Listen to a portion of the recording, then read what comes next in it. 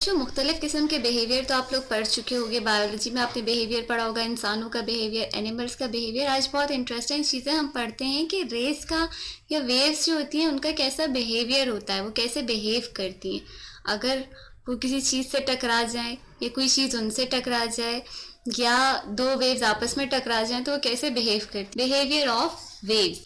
अगर ये वेव्स किसी भी बॉडी से टकराती हैं या किसी भी ऑब्स्टिकल से टकराती हैं तो ये क्या करेंगी, ये इनका पहला बिहेवियर है और इसको हम कहते हैं रिफ्लेक्शन। जब भी वेव्स किसी ऑब्स्टिकल से टकराएंगी तो वो बाउंस बैक हो जाती हैं, आराम से बगैर लड़ाई झगड़े के टकरा के बाउंस बैक हो जाती हैं। और जब वो बाउंस बैक करती हैं इस बिहेवियर को हम कहते हैं रिफ्लेक्शन।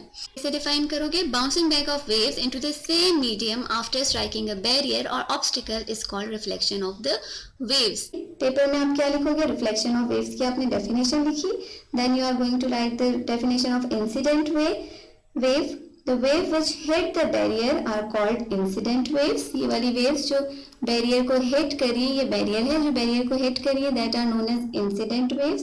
और the waves that are reflected back after hitting the barrier are called reflected waves. ये incident waves हैं और ये हैं reflected waves. और इस phenomena को हम कहते हैं reflection of the waves. Second behaviour है वेव्स का इंटरफेरेंस। अगर दो वेव्स आपस में टकरा जाएं तब वो कैसे बिहेव करेंगी।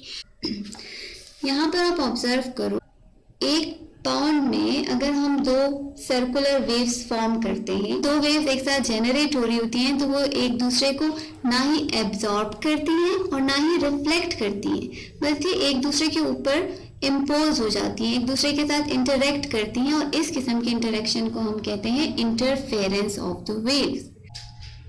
यहाँ पर आप इस एग्जांपल को देखो, यहाँ पर आपको वेव्स नज़र आ रही हैं, दो किस्म की वेव्स आपको नज़र आ रही हैं। एक ये रेड वाली को देखो और दूसरी ग्रीन वाली को देखो।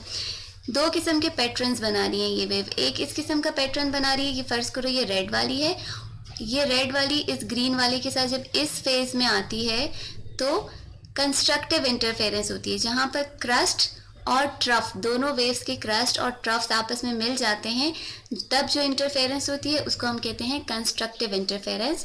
और इस किस्म के इंटरफेरेंस में जो हमारे पास नई वेव बनती है, ब्लू कलर से आपको नज़र आ रहा होगा, वो एक ऐसी वेव बनती है जिसका एम्पलीट्यूड दोनों वेव से ज़्यादा होता है।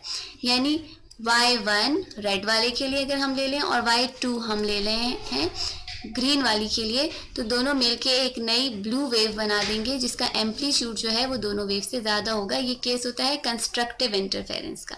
दूसरी होती है डिस्ट्रक्टिव इंटरफेरेंस। यहाँ पर देखो बीच में एक पॉइंट ऐसा आता है जहाँ पर एक वेव दूसरी वेव से इस तरह से मिल जाती है कि एक का क्रस्ट दूसरे के ट्रफ के साथ जाके मिल जाता है, एक का क्रस्ट दूसरे का ट्रफ। इस किस्म की वेव्स को हम कहते हैं डिस्ट्रक्टिव इंटरफेरेंस। जब वेव्स इस तरह से इंटरफेयर करें, इस किस्म की इंटरफेरेंस को कहते हैं डिस्ट्रक्टिव इंटरफेरेंस। और इसको हम रिप्रेजेंट कर सकते हैं बाय y1 माइनस y2। इसमें ये दोनों एक दूसरे का इफेक्ट कैंसिल कर देते हैं और हमारे पास जो नेट वेव आती है वो ज़ीरो होती है, यानी उस पोजीशन पे से कोई वेव पास होती हुई नज़र नहीं आएगी हमें। अब मैं आप लोगों को डेफिनेशंस बताती हूँ of constructive and destructive interference and what is interference.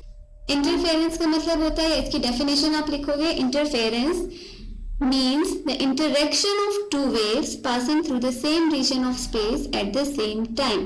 Now what is constructive interference? It is observed that if at a given point, किसी भी given point पे the crust या trough of any two waves, किसी भी दो waves का crust और trough fall simultaneously, एक साथ फॉल करे ओवर ईच अदर, साइमल्टेनियसली एक दूसरे के ऊपर फॉल करे, तो जो एम्पलीट्यूड होता है of the combined wave is greater than either of the two waves. तो जो एम्पलीट्यूड होता है कंबाइंड वेव्स का, ये ब्लू वाली जो वेव है ना कंबाइंड वेव शो करी, तो एम्पलीट्यूड जो होता है कंबाइंड वेव्स का वो क्या होता है, वो सम होता है और ग्रेटर होता है then either of the two waves. This is called constructive interference. Destructive interference को कैसे डिफाइन करोगे?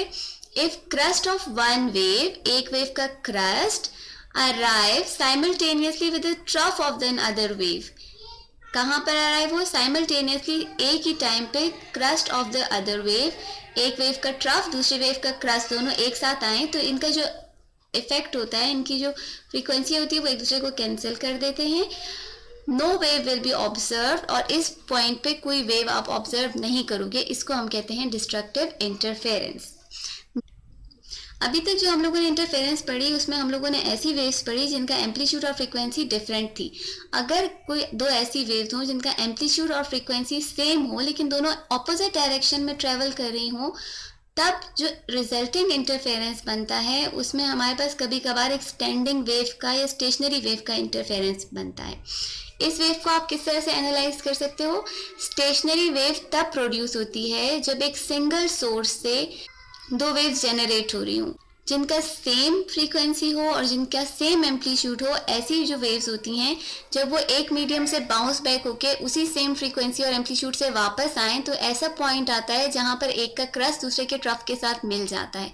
इस पॉइंट पे जो हमारे पास वेव बनती है that is known as stationary waves.